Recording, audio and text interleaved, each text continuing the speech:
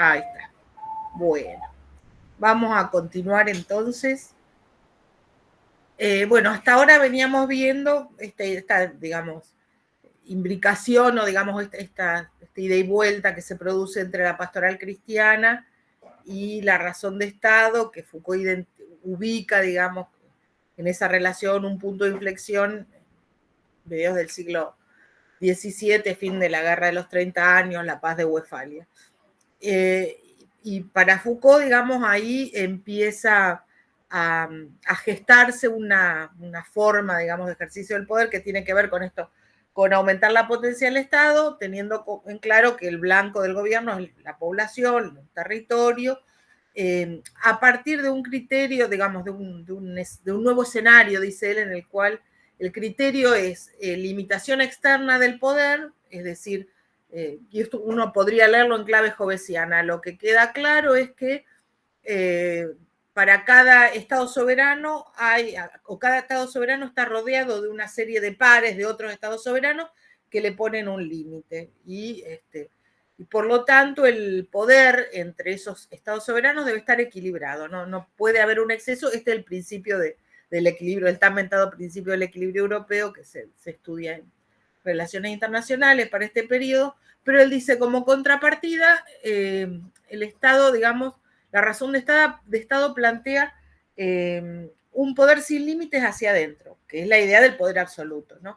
Y se matriza en una serie de dispositivos que él llama dispositivos de policía, que no tiene nada que ver con lo que hoy entendemos de policía. Policía tiene, digamos, la definición es más etimológica, tiene que ver con el buen gobierno de la polis, esa es la idea, la buena vida en la polis, pero la buena vida en la polis, o sea, la buena vida de la comunidad, de los colectivos que componen un reino, implica intervenir a través de dispositivos que, el modo en que los presenta Foucault, que son los dispositivos, como decía, de policía, la tecnología de policía, se parece bastante a lo que después él va a definir como dispositivos disciplinarios, o lo que en otros lugares para el mismo momento identifica como dispositivos disciplinarios. Son dispositivos reguladores que ordenan el espacio a través de una grilla de distribución, que intervienen de manera minuciosa, que tratan de alguna manera de encauzar o incluso de inscribir en esa lógica de control, digamos, espacios, sujetes, prácticas que en algún sentido no responden naturalmente a la lógica de la policía, ¿no? Por eso Foucault después lo va a comparar, va a marcar la diferencia con el liberalismo. Él dice, bueno, el dispositivo de la policía es un dispositivo que divide la ciudad en espacios bien diferenciados, que ordena la ocupación del territorio, ordena la circulación de las poblaciones, interviene en las actividades que realizan las poblaciones. Por ejemplo, regula el tiempo de ocio, porque la gente que anda dando vuelta por ahí sin ocupación definida es gente que puede causar disturbios, ¿no? Y digamos, los dispositivos de policía son como, digamos, la matriz de fondo de ese modelo de la monarquía administrativa. Sin embargo, digamos, hay algo que empieza a cambiar ya en ese periodo, fines del 16, principios del 17, que Foucault identifica con el surgimiento del liberalismo como una nueva razón gubernamental.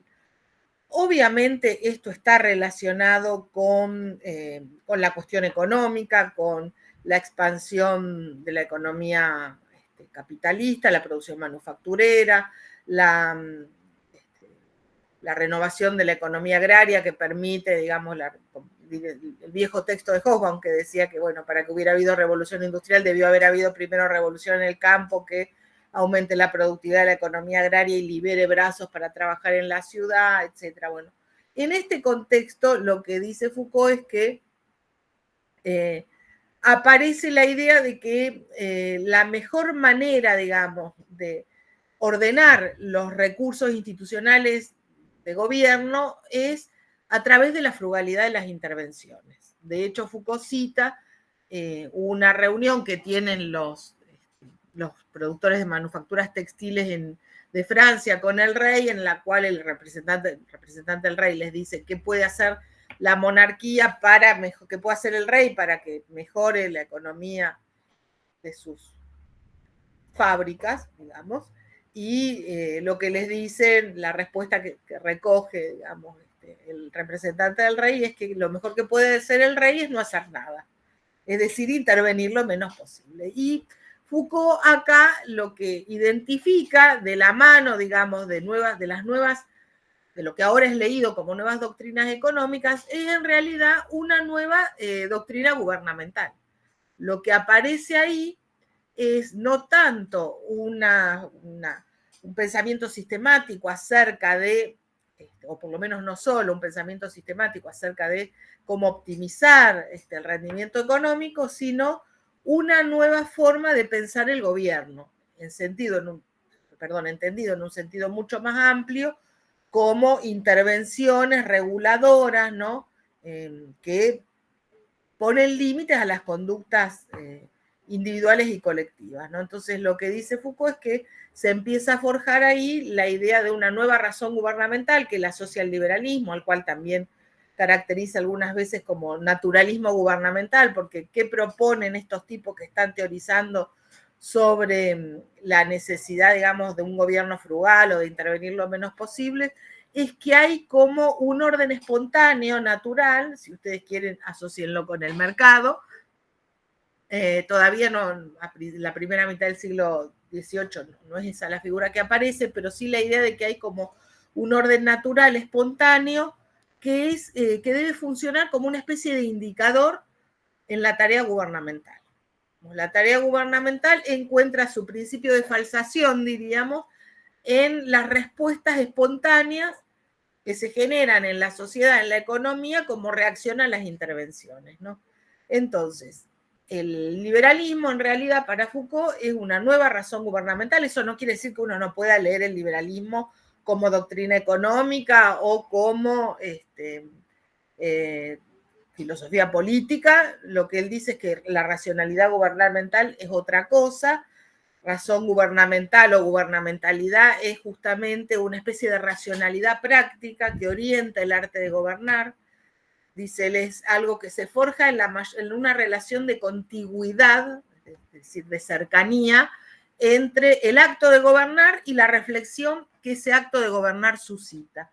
Y lo que se genera en ese siglo XVIII es que a la práctica de gobernar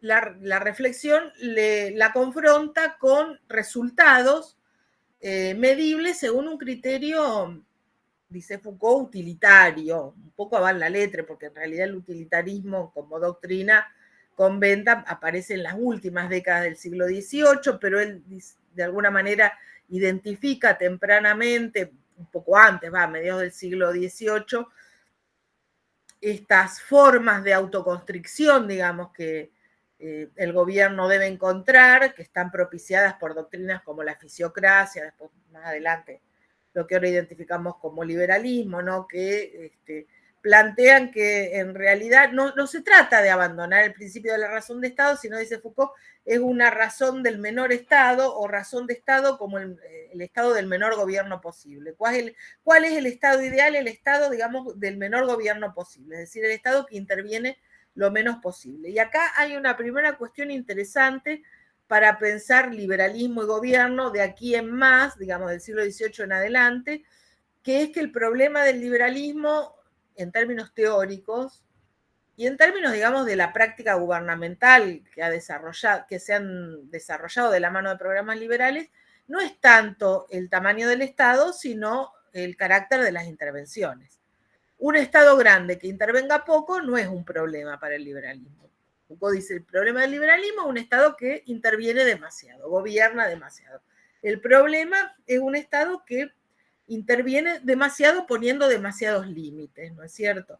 En ese punto, Foucault plantea que el liberalismo no es lo que, digamos, reconoce la libertad de los gobernados y por eso se autolimita, digamos, no es que ubica la libertad en el punto de partida y se autolimita por un principio jurídico de reconocimiento de la libertad de los gobernados, sino que la libertad es un insumo necesario para esa estrategia gubernamental, que en principio es libertad económica, dice Foucault. El liberalismo surge como, digamos, como doctrina que pondera las libertades económicas. Después, de la mano de las libertades económicas, como libertad de comercio, de contratación, etcétera, adquieren visibilidad otras libertades, pero en principio se trata de libertades económicas y para, digamos, gobernar lo menos posible, el Estado liberal tiene que fabricar libertades.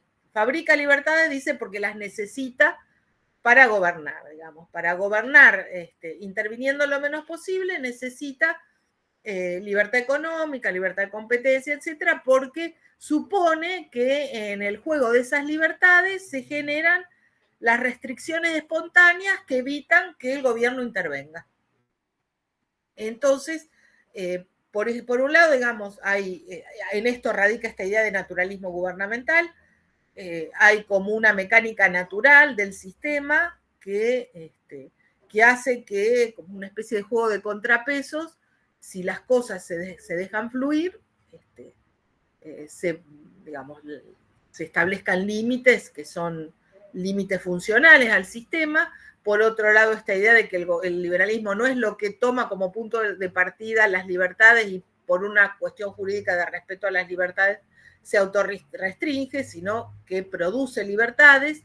Y en este punto dice que para el liberalismo no se trata, digamos, de la libertad como principio, sino que la libertad es como un saldo, es lo que queda en el juego de una lucha de los gobernados por avanzar, digamos, en la obtención de libertades y el gobierno por intervenir, digamos. ¿Qué es la libertad? Es lo que queda en ese juego de tensión entre los gobernados que quieren ser menos gobernados de otro modo, y un gobierno que busca, digamos, darle cauce a sus intervenciones. En este sentido, digamos, la racionalidad gubernamental, ¿en qué consistiría? Bueno, en acoplarse a ese juego espontáneo, que después va a aparecer como la mano invisible del mercado, que como siempre aclaro, no es literal, digamos.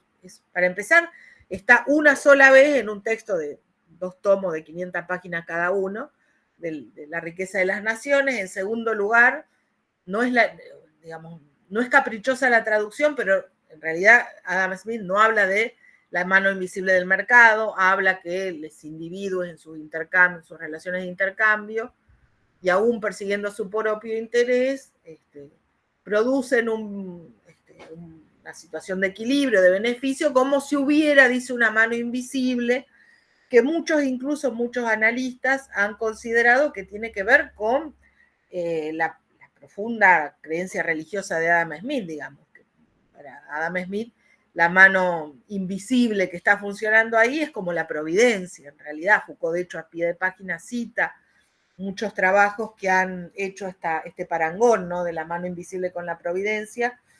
Y bueno, y hay un texto de Rosan Ballon, un texto viejo del 79, que es anterior al curso Nacimiento de la Biopolítica, donde justamente Rosan Ballon plantea esta idea de cierto providencialismo, que además se hace explícito, dice Rosan Ballon, no tanto, o sea, en La riqueza de las naciones aparece esta figura de la mano invisible, pero en la teoría de los sentimientos morales aparece explícitamente la figura de la providencia como esa especie de regulador natural, ¿no es cierto? Y, digamos, esta idea de que hay una regulación espontánea después se formula como con la figura del mercado, toma cuerpo a partir de la figura del mercado, ¿no? El mercado sería el mecanismo que contiene el indicador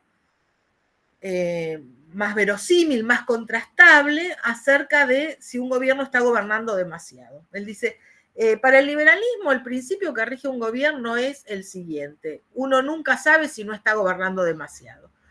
Y como siempre se corre el riesgo de gobernar demasiado, el alerta te lo da el mercado, ¿no?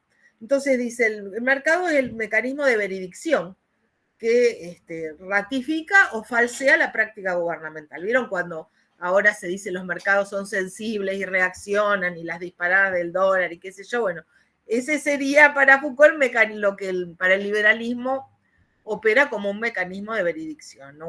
Un mercado que en sus altibajos le responde al gobierno cuando interviene demasiado, con por ejemplo, la disparada del precio del dólar o reacomodando las variables macroeconómicas cuando se supone que el gobierno va por la buena senda. Sí, Lorena. Sí, profe, entonces, según el concepto de Foucault, y podríamos decir que no estamos ante un gobierno liberal porque hay intervención en el mercado cambiario, por ejemplo. A ver, eso, o sea, digamos, Foucault no se ocupó de esas cosas, pero podríamos decir que efectivamente, si uno se atiene a la letra dura de la teoría, se aplica lo que vos decís. Pero acá hay una cuestión que hay que aclarar, que lo que Foucault plantea como gubernamentalidad, como racionalidad gubernamental, no se despeja estrictamente y solo con la teoría. No es que la racionalidad de un gobierno se mide porque ese gobierno se propone aplicar a rajatabla un modelo teórico. En la racionalidad gubernamental, en ese cálculo gubernamental que surge de la reflexión en la mayor contigüidad posible sobre, digamos, las intervenciones, las prácticas que ha desarrollado un gobierno, obviamente interviene la teoría, pero interviene en un montón de otras cosas, la prensa, la opinión pública, los resultados de la balanza de pagos, ¿no es cierto? La racionalidad gubernamental se define en un conglomerado a partir de un conglomerado de elementos que no se agotan en la teoría. Entonces, uno no podría pedirle a un gobierno que dé cuentas de su propia racionalidad gubernamental solo por cómo instrumenta la teoría. La teoría se adecua a la coyuntura. Primera cuestión.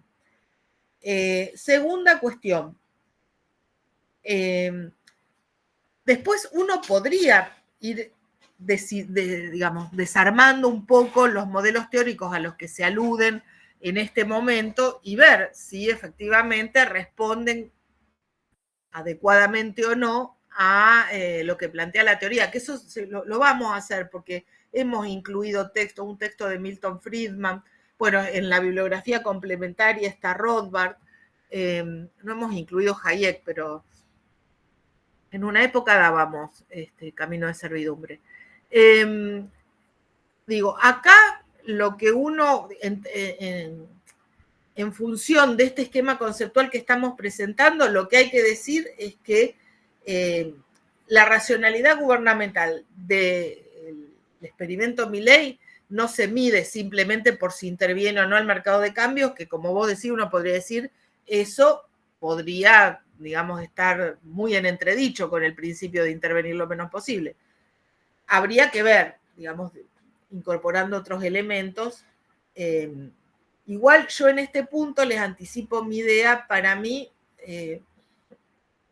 esto es otra cosa. Habría que igual, por eso lo planteaba porque como pienso que no está representando, o sea, que él usó un significante y lo llenó con su idea de liberalismo o de libertarismo, pero que no es el liberalismo más tradicional o el que más se practicaba en la sociedad, sino que tiene una tendencia más hacia la ultraderecha y los nacionalismos, y lo empezamos a comparar con lo que es Trump, Bolsonaro, Vox, ¿no? que son los que con él, que supuestamente él tiene conexión, entonces por ahí me confunde la idea de definir liberalismo por las prácticas de la libertad avanza a eso. Ese era el punto por ahí. Claro, en realidad uno, a ver, digamos, les cuento, hay un autor chileno que yo no lo incluí porque lo descubrí hace poco, que se llama Cristóbal Belolio, sí, después se lo voy a subir, que empieza diciendo que hoy en día decir que uno es liberal es como llamarse Pérez. Hay tantas familias Pérez en el mundo que si uno no empieza a aclarar de qué Pérez, digamos, hijo de quién, sobrino de quién, decir que uno se llama Pérez no es digamos, un elemento que clarifique mucho la procedencia, ¿no? Bueno, primera cuestión, habría que despejar hacer una cartografía muy minuciosa de los liberalismos, en sus versiones, incluso las neo, para ver que se dicen cosas muy distintas bajo el rótulo del liberalismo. Por ejemplo, Martha Nussbaum dice que la tarea principal de la filosofía, la preocupación principal de la filosofía liberal es la justicia social. Página 59, si no me equivoco, no, esperen, del libro La libertad de conciencia, que salió hay una versión más extensa de Tusquets, acá salió por Katz. En la entrevista que hay al final, en la versión que publicó Katz en Argentina, no me acuerdo si es 59, 69 la página, ella dice esto, que la preocupación central de la filosofía liberal es la justicia social. Y nosotros lo tenemos a Milei, que dice que la justicia social es una aberración. Obviamente porque están parados en distintos cuadrantes de la gran familia liberal de la que habla Belolio. El propio Rothbard, por ejemplo, no es negacionista del cambio climático, o por lo menos no plantea que la cuestión ambiental deba ser desechada.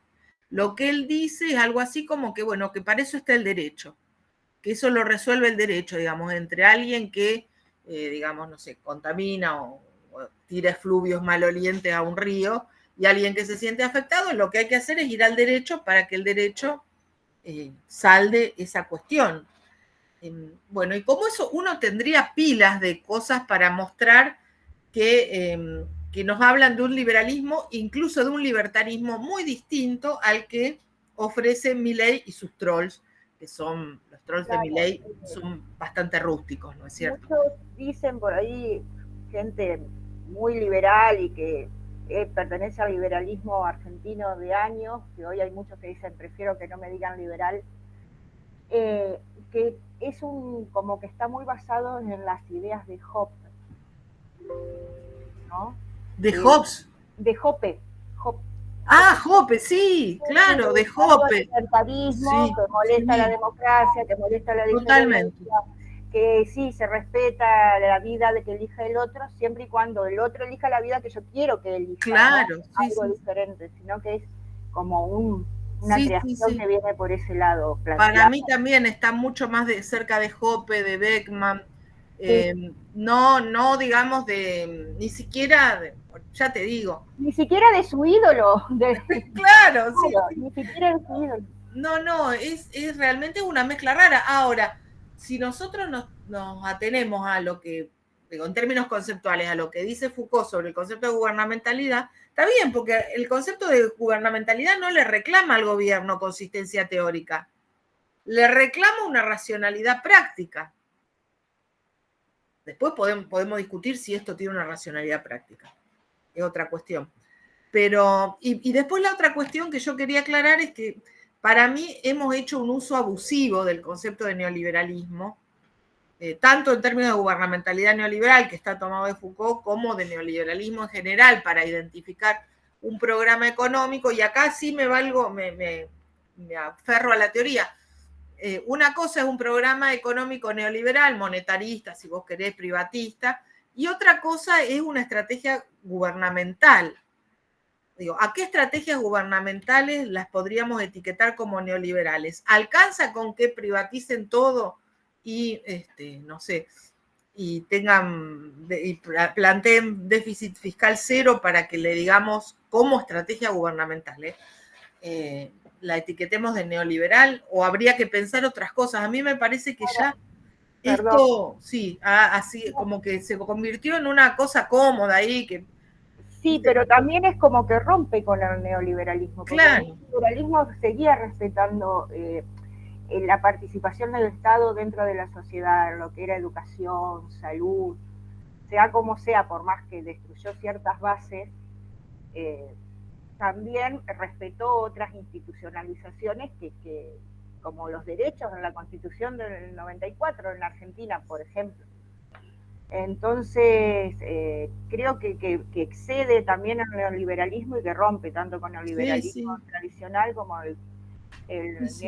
con el neoliberalismo. Por lo menos esa es una visión que estuve hablando el otro día con Antonella Martí, Sí, no, yo coincido también con vos en esto. Para mí esto es otra cosa. Hay que pensar otras categorías para analizar esto. No sé si tienen alguna otra pregunta, comentario. Bueno, vayan juntando dudas, si no. Entonces, la cuestión, cómo va a corregir o va a recolocar el problema del poder, del Estado, del gobierno, Foucault, en la modernidad a la luz de esta idea, digamos, de la racionalidad gubernamental del liberalismo, ¿no? Para empezar, reaparece con otros ingredientes, ¿no? La idea que yo les comentaba antes, que para Foucault a la soberanía hay que pensarla no como la fuente de todo poder, digamos, en términos así verticales y descendentes, ¿no? Desde esa cúspide del poder se van desenebrando líneas o hilos que son como derivas de ese poder central, sino a la inversa. Hay que pensar, esa idea que está en defender la sociedad se mantiene. Hay que pensar de qué manera la soberanía se sostiene en mecanismos microfísicos, infinitesimales, ¿no? Y en ese punto él va a comparar, en relación al liberalismo, cómo conviven, digamos, si el Estado es ese poder arbitral, bueno, cómo se erige sobre una nueva combinación, digamos, entre disciplina y seguridad, porque, como les decía antes, no es que desaparecen los mecanismos interventores disciplinarios, sino que aparece, digamos, un nuevo vínculo, ¿no? Hay un nuevo énfasis. Van a mantenerse los mecanismos disciplinarios, que son, dice él, centrípetos y reglamentaristas, ¿no? Establecen esas cuadrículas rígidas, pero al mismo tiempo la tecnología propia, dice él, del liberalismo, acorde con esta idea de gobernar lo menos posible, son las tecnologías de seguridad, que por otra parte, de acuerdo con este principio del naturalismo gubernamental, como lo llama Foucault, esta idea que le asigna al liberalismo, que hay un elemento propio, espontáneo, ¿no? de la dinámica social que hay que respetar, entonces dice Foucault, el mecanismo de gobierno fundamental es la seguridad. ¿Por qué? Porque la seguridad es centrífuga, toma lo real como punto de apoyo de la estrategia gubernamental, es decir, en lugar de querer cambiar lo que sabemos que va a ocurrir, se monta, digamos, sobre esas tendencias que son naturales y las aprovecha, diríamos, las capitaliza en la tarea de gobierno, ¿no? Por ejemplo, en la figura del homo economicus como el individuo egoísta y calculador. En vez de querer cambiarlo con una pedagogía que lo convierta en el ciudadano capaz de dar la vida por la patria, lo que hace el liberalismo es apoyarse en esa tendencia, en eso que identifica como una tendencia natural, espontánea, egoísta, y, digamos, facilitar digamos, el funcionamiento de las limitaciones al campo de las acciones posibles a través del juego de los egoísmos, lo que algunos han llamado la armonía espontánea de los egoísmos.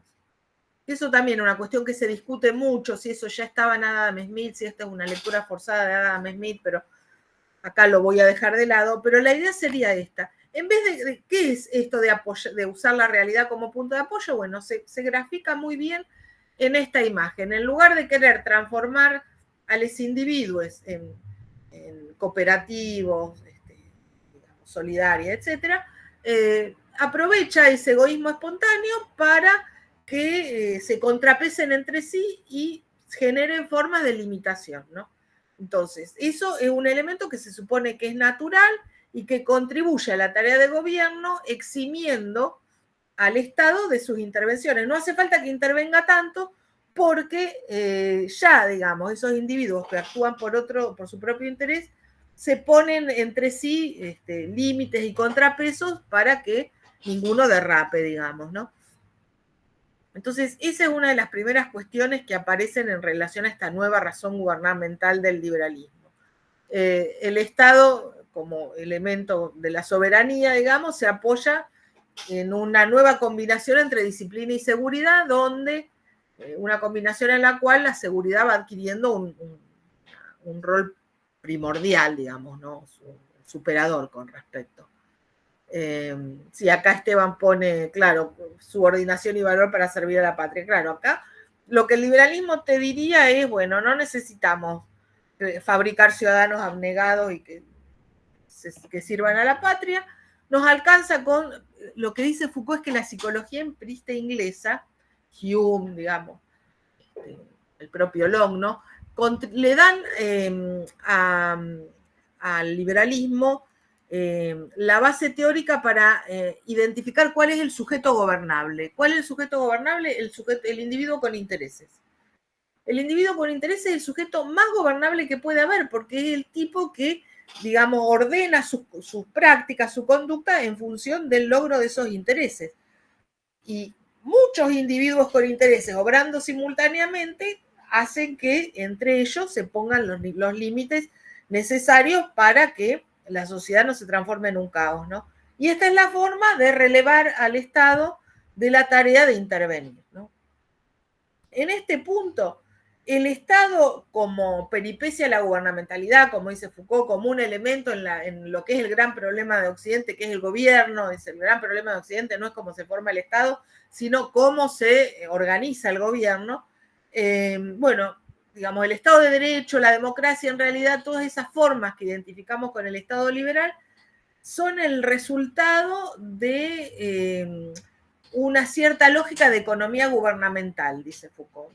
En esta búsqueda de gobernar lo menos posible, no es que el liberalismo se incline por la democracia, por el reconocimiento de derechos, por una cuestión así de, digamos, jurídica, ¿no? Que le pone un límite, sino simplemente porque descubre que es la manera que mejor funciona, que de acuerdo a un criterio de utilidad, las cosas funcionan mejor, se le requieren menos intervenciones al Estado si uno reconoce a los individuos como sujetos de derechos, si uno reconoce en el mecanismo de la representación una forma, digamos, indirecta de participación que define que la ley en realidad es el producto de la elaboración, digamos, de los representantes del pueblo y por lo tanto en realidad a través de lo que definen los representantes, el pueblo se está obedeciendo a sí mismo, digamos, esta es una fórmula que releva al Estado de la tarea de poner límites, ¿no? Pero bueno, no hay una relación de necesariedad, dice Foucault, entre liberalismo y democracia, y lo que mencionaba antes Lorena, con la cita a Hoppe y a las figuras que sumábamos también, ¿no? Beckman, etcétera. Estos tipos realmente marcan una trayectoria intelectual en el liberalismo por la cual se ha llegado a un punto en el que parece que se está rompiendo la alianza entre el liberalismo, capitalismo y democracia, ¿no es cierto? Bueno, hay un momento en el cual en la alianza entre el liberalismo y capitalismo la democracia es un obstáculo y bueno, se puede empezar a predicar, es decible, digamos, se vuelve decible que la democracia en realidad es una ficción, es autoritaria, es totalitaria, etc. ¿no? Y después aparece otra idea que es la de gobierno económico, que Foucault lo utiliza en dos sentidos. Económico, en el sentido tradicional de la economía, porque efectivamente son los principios económicos de las leyes del mercado, el mecanismo concurrencial, etcétera, los que funcionan como indicadores de la eficacia de la práctica gubernamental. Y después también por económico en el sentido de economizar recursos de poder, ¿no? Un gobierno económico es un gobierno que economiza recursos de poder. ¿Por qué? Porque, bueno, cuanto más recursos de poder utiliza, por ahí genera más resistencia a los gobernados. Entonces, un gobierno económico es un gobierno que, por un lado, se orienta por los indicadores de la economía y al mismo tiempo es un gobierno que economiza recursos de poder para evitar las resistencias, ¿no?, de los gobernados. Sí, acá Lorena pone Hoppe y titula uno de los libros como La democracia, el dios que fracasó, efectivamente, porque digamos, hace toda una genealogía crítica de los desajustes de la democracia que en realidad él dice están contenidos en su origen, no es que no es que es la deriva, digamos, los avatares de un sistema político que, bueno, fue confrontando con nuevas experiencias que le fueron cercando el camino. Para Hoppe el problema es inherente a la dinámica misma de la democracia, ¿no?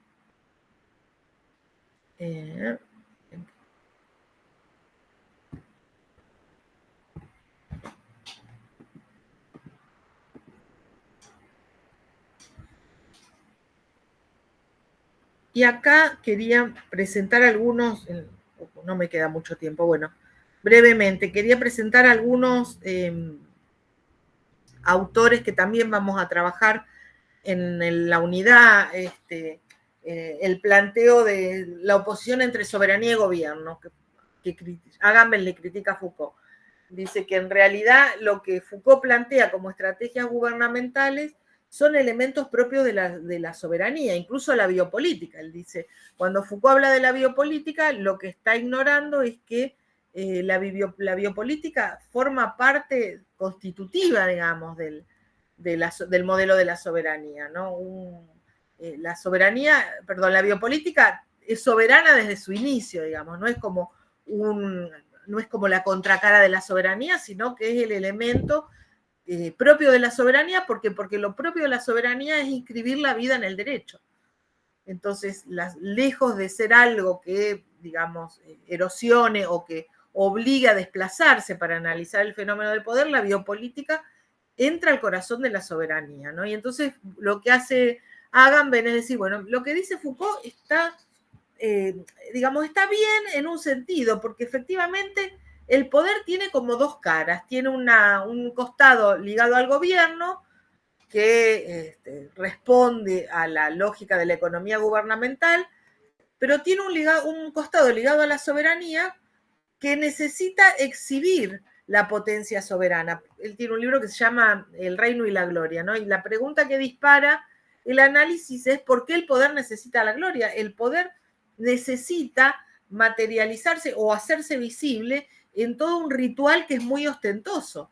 Incluso el poder regulado, digamos, de las democracias parlamentarias, los juramentos, la toma de posesión, el hemiciclo, ¿no? Entonces él dice, en realidad Foucault analizó muy bien uno de los costados del poder, que es el del gobierno, que responde al modelo de la economía, pero descuidó el otro elemento, que es el costado de la soberanía.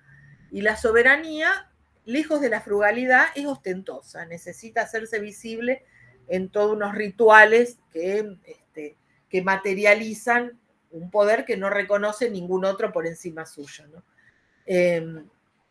Y en este punto, digamos, lo que va a plantear es que en la modernidad, bueno, en la modernidad reciente, digamos, en el siglo XX, sobre todo a partir de la experiencia totalitaria, lo que se ha visto no es un poder que se autolimite, que intente gobernar lo menos posible, sino a la inversa, dice Agamben, un poder que en algún sentido opera con el modelo de la excepción, el estado de excepción. Dice, el paradigma de ejercicio del poder en el mundo contemporáneo es el paradigma de la excepción en el sentido schmittiano que ustedes vieron en Teoría 2. Así que lejos, digamos, de la frugalidad de la que habla Foucault, hay que pensar en el modo en que la excepción se va convirtiendo en regla. Bueno, y después quería plantear en relación al enfoque Foucaultiano, como brevemente, lo menciono, no lo voy a poner en el PowerPoint porque es más largo del tiempo que me queda, es cómo, tiene que ver con la pregunta un poco de Lorena, bueno, ¿cómo encajamos a los teóricos del libertarismo, del neoliberalismo, de la escuela austríaca, ¿no? En este análisis Foucaultiano de una estrategia gubernamental por la cual el liberalismo siempre se rige por un principio de autolimitación, digamos, siempre se autorregula con una especie de regla de prudencia que siempre se corre el riesgo de gobernar demasiado, bueno, y en función de esto, cómo va pensando la aplicación de restricciones, ¿no? Nosotros vamos a ver Friedman, que, por ejemplo, plantea que la propiedad privada, digamos, la libertad en la propiedad, digamos, es la premisa de cualquier otra forma de libertad, digamos. Sin propiedad privada respetada por el poder, no hay otras libertades posibles, ¿no es cierto? Vamos a ver que Hayek ahí el texto no el camino de servidumbre, sino el de la Constitución, la Constitución de la Libertad. Dice algo así como que en realidad a veces los principios de la libertad están más resguardados en un gobierno autoritario que en un gobierno democrático. ¿Por qué? Porque el principio de la libertad que hace valer es el de libertad en la propiedad. Entonces, digamos, hay en esta vertiente, digamos, en estas renovaciones del liberalismo del siglo XX que intentan reacomodar la estrategia de la frugalidad, del gobernar lo menos posible, una revisión, digamos, del formato de la frugalidad gubernamental, como decía antes Lorena, ya la sociedad con la democracia parece como agrietada, y la mejor garantía, digamos, a la síntesis de todas las libertades para esta versión del liberalismo es la libertad de la propiedad, pero la propiedad en un sentido restringido, no como concepto de síntesis como lo usaba Locke, ¿no? Como vida, libertad y bienes. Y en este punto hay una cuestión, y con esto cierro, que Foucault detecta, ¿no?, en el tránsito del liberalismo a las renovaciones del liberalismo.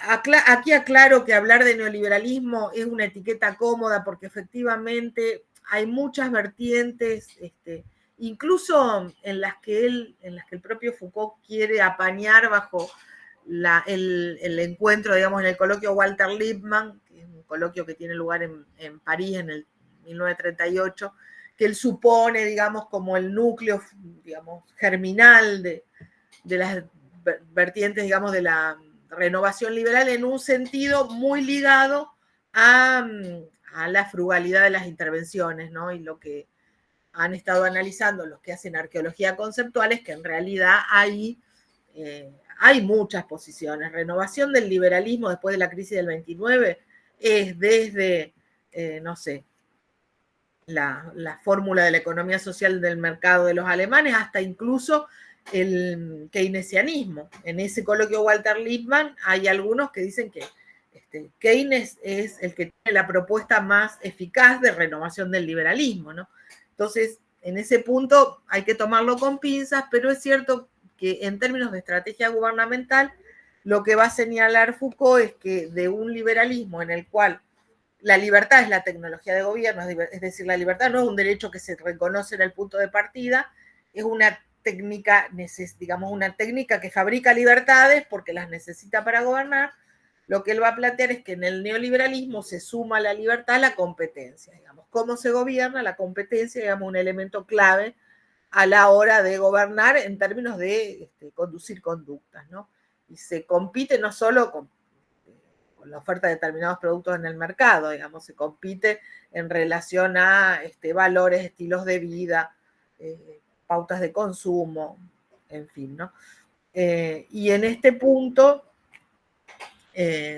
efectivamente, digamos, si hay algo que uno podría asociar a una estrategia gubernamental del neoliberalismo, tal vez el neoliberalismo de los 90 o las experiencias de la década del 2010 al 2020 tengan que ver con esta cuestión, ¿no? Con la competencia como punto, competencia en un sentido amplio, incluso Foucault dice la competencia es un eidos, es un esquema conceptual, ni siquiera dice una realidad para el liberalismo, es algo que se propicia la competencia, ¿no? No es un dato natural y para eso se necesita el mercado, pero digo, competencia en un sentido amplio, en estas experiencias gubernamentales de la década del 10 al 20, que incluyen estilos de vida, patrones de consumo, porque además es cierto que estamos pensando en un capitalismo que ya no tiene nada que ver con el capitalismo que conoció Foucault, ¿no es cierto? Entonces,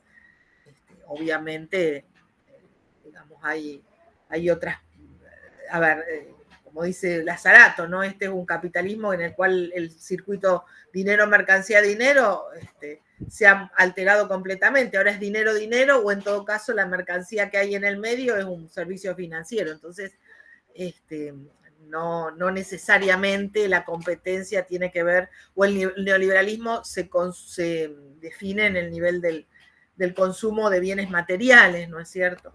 Pero efectivamente, digo, si hay algo que unifica esas experiencias, tal vez tiene que ver con el rol que tiene la competencia en la estrategia gubernamental. Sí, Lorena. Estaba pensando cuando usted habló de democracia, ¿no? El concepto de democracia radical de Laclau, Sí. cuando dice que las instituciones democráticas hoy ya no cubren las necesidades de la gente, digamos, y que hay que mirarlas desde otra forma o reconstruirlas o renovarlas o hacerlas de nuevo, digamos. Entonces estaba pensando que también tiene una mirada, por más que sea un neomarxismo, vinculado en algunos conceptos también con lo que es el liberalismo, o también nos sirve, sino como una perspectiva para mirar desde ese concepto otras teorías.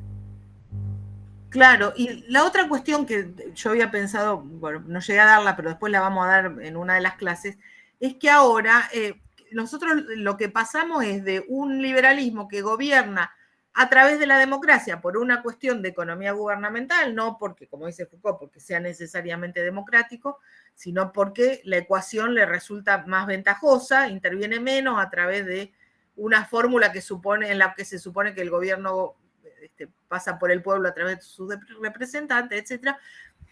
Digo, la preocupación por cómo gobernar la democracia, no gobernar con la democracia, sino gobernar a la democracia. Esa es otra forma, otra cuestión que vamos a ver, que también invoca el problema de la conducción de conductas, porque efectivamente gobernar a la democracia es gobernar a unas poblaciones que hicieron de la titularidad de derechos un instrumento, un punto de apoyo para una serie de reclamos que confrontaba al Estado con la necesidad de dar respuesta.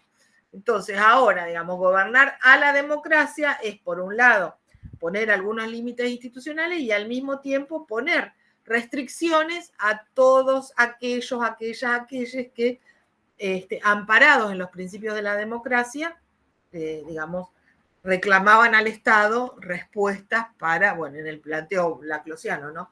Para demandas insatisfechas. Digo, el problema del gobierno ahora se puede pensar desde muchas aristas, ¿no? Partiendo de esa matriz originaria de rediscusión del gobierno que propuso Foucault, yo creo que se puede revisar la cuestión de la gubernamentalidad neoliberal, se puede pensar el tema de gobernar la democracia, con la democracia y gobernar a la democracia, se puede pensar, incluso yo creo que gubernamentalidad solo es un concepto que sirve para pensar las nuevas tecnologías semióticas de las redes, ¿no? Que son un punto de apoyo fundamental en las estrategias gubernamentales contemporáneas. No sé si eso es neoliberalismo, yo tengo mis dudas, para mí esto trasciende. Exactamente, es otra cosa. Te digo que el profe tiró un montón de temas para tesis usted recién, muchos, como para hacer nuevos proyectos, ¿no? De la teoría, sí. Muchísimos. Yo tengo ganas de ir por lo que es poder, hegemonía y redes sociales, pero bueno, veremos. Claro. Sí, incluso pensaba la cuestión, digamos,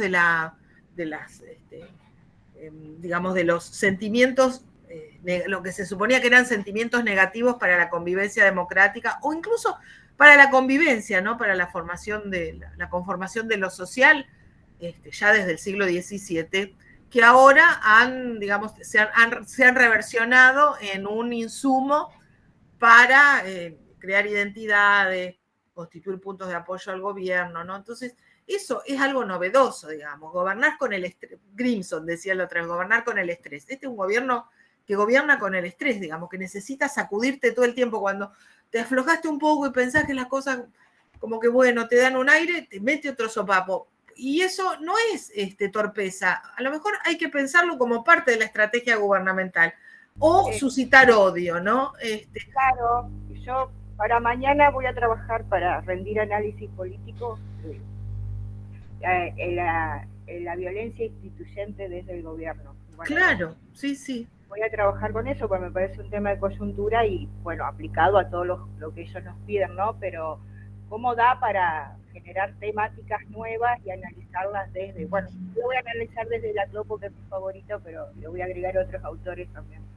No, sí, sí, seguro. Esto digamos, es una especie como de punta de un ovillo que hay que seguir desenmarañando y hay que sumar todo lo que, digamos, lo que pueda aportar. Esto no es una cuestión de bibliografía, como dijo Stulbar en una discusión con, no me acuerdo con quién era, acerca del populismo. Esto no es quien tiene el texto posta para resolver esto, porque nadie tiene el texto posta. No es una cuestión de bibliografía, es una cuestión de, digamos, construir nuevas herramientas conceptuales. Nosotros en la materia les ofrecemos así una especie de menú de opciones, pero esto que a lo que estamos asistiendo a escala global realmente requiere mucha lucidez, mucha creatividad para buscarle la vuelta con categorías que, bueno, que no pueden ser las mismas que usábamos para analizar el liberalismo de los 90, definitivamente, el neoliberalismo de los 90. Yo creo que también hoy tenemos otra parte de la sociedad que en los 90 no estaba, que es la influencia de las redes sociales y la rapidez en que un significante vacío cobra vida y se transmite y se retransmite, y cómo los gobiernos como Trump, Bolsonaro, Milei, Vox usan las redes sociales y medios de comunicación alternativos para ir generando para ir generando y sustentando su gobierno, para generar apoyo, ¿no? Sí, sí, totalmente. Más con los jóvenes y deja una franja etaria muy grande fuera, porque la mayoría es como, bueno, los medios de comunicación más tradicionales o más de Facebook, y hoy Twitter es algo que genera... Como es TikTok, dicen que ahora es yo la verdad que no tengo nada, ni Facebook, ni Instagram, ni TikTok, nada. Para mí es divertido TikTok, pero sí, son formas de gobernanza que llegan a los más jóvenes. Claro. Bueno, gente... Gracias, profe, por dejarme intervenir. No, por favor, en las presenciales esperemos poder discutir mucho más que esto. Te tenía una propuesta para vos. Nosotros somos un grupo de 5 que para hacer los parciales y los TP nos hemos ido dividiendo en 2 y 3. Si a vos te parece, para una clase vos nos avisás y con tiempo, porque el 2 de octubre está la marcha al Congreso. Eso no sabemos, claro. Me acaba de llegar la noticia. Sí, claro, no, eso te iba a decir. Hay que reprogramar, por eso no sé cuándo sería la próxima presencial. Entonces estábamos pensando en que si vos querés nos das los 2 textos de esa clase y hacemos la exposición del grupo completo de los 2 textos, y de última hacemos una contraposición de conceptos entre los 2 autores. Bueno, vemos. Ahora, por lo pronto, el miércoles que viene tenemos una clase presencial y no sé si ya tenemos, Ali, los grupos. No, de Paraná está el grupo de Agamben y falta el de Foucault. Yo lamentablemente no me puedo hacer la segunda porque tengo un problemita con un viaje que me están por definir y no sé si estoy o no el miércoles. Pero bueno, por eso necesitamos... En Gualeguaychú tenemos solamente el grupo para Foucault, o sea que nos falta uno y uno. Bien, bueno, traten de... ¿Querés que cierre la grabación, Lali? Sí, dale, perdón, me olvidé, Ali, sí. No, decía que en el transcurso